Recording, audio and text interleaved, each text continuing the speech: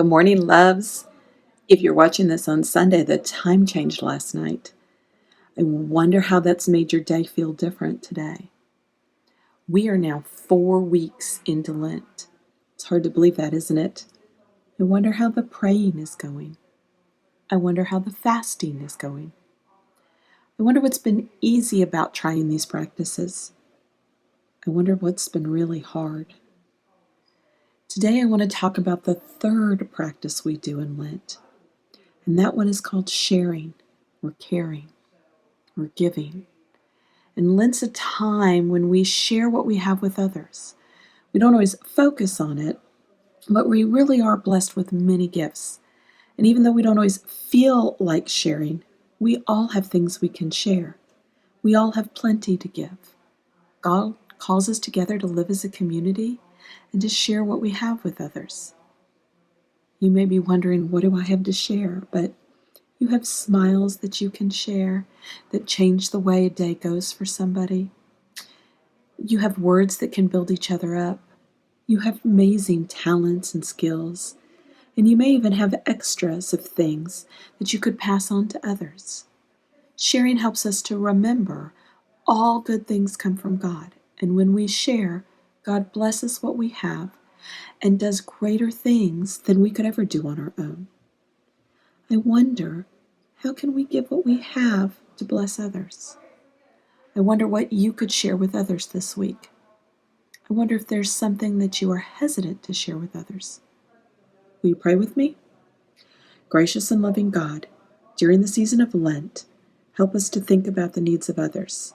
Thank you for all good things that you give to me, and help me to say thank you with a grateful heart. Please help my family and my friends and all of your children so that your world will be hopeful and peaceful and a better place. Amen. I hope you have a good week. I also posted a story called The Miracle Man. I hope you will listen to it.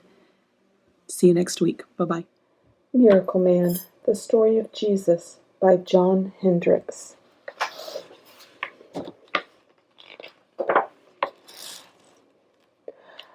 Ages ago, in a dry and dusty land, the people were in need. The land was a sick place in need of healing. The land was a blind place in need of sight. The land was a thirsty place in need of water, the kind of living water that would last forever. One day that didn't seem at all unusual, there came an unusual man. He looked like any other man, but he was like none who'd ever lived before. This man was God's Son. When he spoke, his words made things happen. His words came alive. This man found a group of hungry fishermen, frustrated with their empty nets. The man said, "Cast your nets on the other side of the boat." A fisherman named Simon, who was later called Peter, reluctantly obeyed. His net came up bursting with fish. The fishermen were amazed. The man said, "Follow me, and you will catch fish of a different kind." The fishermen followed the man. They traveled to a town. As they walked, a leper came alongside them. The fishermen kept their distance, afraid of the leper's disease.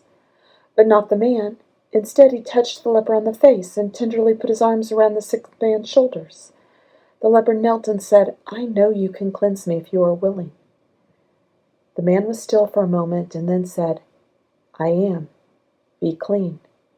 The leper, who now could be called by some other name, forever lost his leprosy. The astonished fishermen knew this man was not like them. This man was the Miracle Man. A large crowd soon gathered to see the Miracle Man. The friends of a boy who was paralyzed hoped to get him to the Miracle Man, but the crowd was just too large. So the friends made a plan. Pulling back the tiles on the roof of the house where the Miracle Man was speaking, they lowered the boy down on a mat in front of everyone. When the man saw their faith, he said to the boy, "Friend, I am God's Son, sent to heal and forgive. You are whole again." Not everyone liked the miracles or the miracle man. There were some in the crowd with fancy clothes who taunted him. "You claim to be God's very son. Are you a magician or just a liar?" The miracle man stood quietly and then said to the boy, "Friend, I say, rise and walk." The boy stood up gingerly at first, then ran right past the taunters in their fancy clothes. Those men were powerful, and now they were angry. They hated how much the people loved the miracle man. They knew he was trouble. One evening, the man told Peter to find a boat. He said there was work to be done on the other side of the sea. As the tiny boat set out, the waves began to grow. Soon a great squall was breaking high over the deck. The fishermen were very good sailors, but the storm terrified them. The wind and the rain raged all around, but the miracle man slept, and Peter cried out, "Don't you care if we die?" The miracle man stood and roared, "Be still!" And the storm ended in an instant. The man looked at the trembling fishermen and said, "I am the Son of the living God who made the water and the wind. Did you forget who was in your boat?" The man traveled from one dusty town to another. The fishermen, whom he called the 12 disciples, always followed behind. He covered the eyes of the blind with his hands so they could see. The sick touched his robe and were made well. The endless crowds made the man tired. One night he told the disciples, "I need to be alone for a time." The disciples sat around their small fire together and worried. Will he come back? He said he's God's son. Will the miracles end someday? Why do we follow him? And one doubtful disciple said, "These powerful men are very angry that he said he is the Son of God. He should not say that anymore." In the morning, the disciples woke to a delicious smell. The miracle man had returned and was cooking them fish. Handing them breakfast, he said, "It is time to return. There are many waiting who need to be fed." Indeed, the man found a gigantic crowd waiting for him nearby. He stayed and spoke amongst them all day until it was very late. Finally, one of the disciples said, "We cannot feed all these people. You should send them away so they can find something to eat." The man saw a girl with a basket of food and said, "Child, would you give up your basket if I could feed everyone here?" Peter laughed out loud and said, "How are 5 loaves and 2 fish going to feed so many?" The child handed her basket to the miracle man.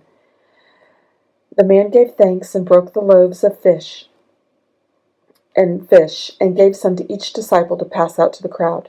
He kept breaking and breaking and breaking. He filled every mouth with bread and fish. How is this possible? The miracle man said, "I am the bread of life. With me there is abundance forever." The man was tired and needed rest, so he sent the disciples on ahead of him to cross the sea once more, this time alone. The hours drifted by and the wind blew cold, and the disciples felt abandoned and scared. They saw a distant figure coming towards them. He strode across the waves. The disciples cried out in fear, "A ghost on the water!" A voice they recognized called back, "Take courage, it is I. Did you think I would leave you?" Peter leapt out of the boat. His feet held firm on the sea, just as if it were dry land. With his gaze fixed on the miracle man, he walked on the water. He looked down at his feet amazed, and he started to sink in the rolling water. "Help me!" he cried as his head went under. Quickly taking his hand, the man pulled Peter to the surface and said, "Peter, have faith in my feet, not your own."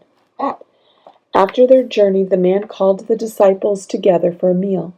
He blessed the bread and the wine and said, "It is time for me to leave you. I will be broken like this bread, poured out like this drink. One of you will betray me, and the flock will be scattered." The disciples were astonished and cried out in denial. And as the shouting grew, the doubting disciple called Judas fled from the table. After dinner, as the disciples and the miracle man rested in an inky dark garden, everything changed. For a bag of silver coins, Judas had turned into a betrayer. He led the rich taunters and their soldiers to arrest the man. These powerful men with their fancy clothes were tired of listening to everyone talk about the miracle man. They feared the crowds would no longer listen to them. The taunters decided it was time for the miracles to end. Some disciples ran away. Some fought. The man raised his hand and said to them, "No more." To Judas he said, "This is your hour when the darkness reigns." The soldiers led the miracle man away into the shadows. The miracle man was sent to die. The disciples, who just wanted to be called fishermen again, were heartbroken. It seemed the miracles had come to an end. But God's Son Jesus, the miracle man, had in store one last glorious miracle. And that is Easter. And we will talk about it more next week.